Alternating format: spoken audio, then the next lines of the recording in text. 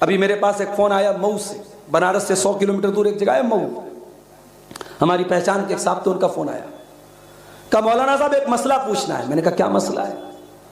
کہا ایک عورت ہے، اس کے شوہر کا انتقال ہو چکا ہے، بیٹے ہیں مگر بیٹے بہت بزی ہیں، بیٹوں کے پاس ٹائم نہیں ہے، وہ عورت عمرہ کرنے جانا چاہتی ہے۔ اس عورت کی جو دیورانی ہے، دیورانی سمجھتے ہیں نا، چھوٹے بھائی کی بیوی، تو دیورانی جو ہے وہ جا رہی عمرہ کرنے، اور دیورانی اپنے بیٹے کے ساتھ جا رہی ہے، تو کیا وہ عورت اس لڑکے کی بڑی امی ہوئی تو لڑکا اپنی بڑی امی کے ساتھ، یا یہ کہہ لیجئے کہ چچی اور بھتیجا، کیا وہ عمرہ کرنے جا سکتے ہیں؟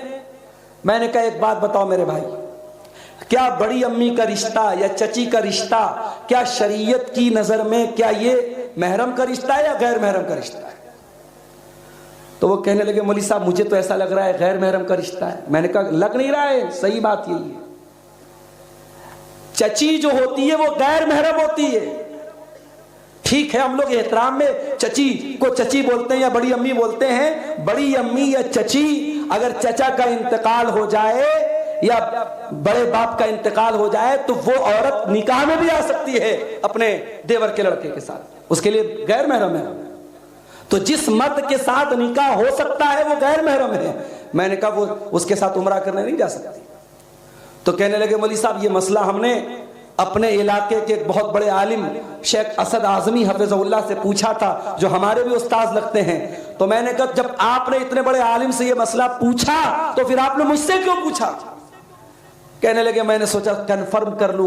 میں نے کہا کنفرم نہیں کرنا تھا آپ کو، آپ یہ چاہتے تھے کہ اگر شیخ اسد اعظمی نے یہ فتویٰ دیا ہے اور یہ مسئلہ بتایا ہے کہ اپنے چچی اپنے بھتیجے کے ساتھ عمرہ کرنے نہیں جا سکتی، تو آپ نے عبدالغفار صاحب کے پاس فون کر کے مسئلہ اس لیے پوچھا تاکہ آپ کو کوئی گنجائش مل جائے۔ آج کل یہ بھی مسئلہ چل رہا ہے کہ لوگ مسئلہ پوچھتے ہیں علماء سے، مسئلہ پوچھنے کے لیے نہیں بلکہ اپنا راستہ نکالنے کے لیے اور گنجائش نکالنے کے لیے راستہ پوچھتے ہیں۔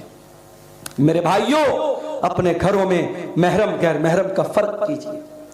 کتنے گھروں میں آج محرم غیر محرم کا کوئی فرق نہیں۔ جیجا اپنی سالی کو لے کے گھوم رہا ہے بائک سے، دیور اپنی بھابھی کے ساتھ مٹر گشتی کر رہی ہے، بائک پر گھوم رہی ہے اور ادھر ادھر تفریح کرنے جا رہی ہے۔ کیا آپ کو نہیں معلوم کہ دیور بھابھی کا رشتہ کیسا ہے؟ اللہ کے نبی نے دیور کو بھابھی کے لیے موت قرار دیا ہے، اللہ کے نبی نے جیجا کو سالی کے لیے موت قرار دیا ہے۔ اور معاف کرنا، جس طریقے سے آپ اپنی جوان بیٹیوں کو اپنے گاؤں کے جوان لڑکوں سے پردہ کراتے ہیں، اس کے خالہ کے لڑکوں سے، اس کے ماموں کے لڑکوں سے، اس کے چاچا کے لڑکوں سے، اس کے تایا کے لڑکوں سے بھی پردہ کرائیے۔ یہ رشتے بھی آپ کی جوان بیٹی کے لیے غیر محرم ہیں۔ جو رشتے غیر محرم ہیں آپ کی جوان بیٹی کو ان سے پردہ کرنا چاہیے۔ آج حالات بہت برے ہیں میرے بھائی۔ کل رات میں میرا پروگرام تھا مبارک پور کا علاقہ، مولانا صفی الرحمان مبارک پوری کے گاؤں میں، حسین آباد میں میرا پروگرام تھا۔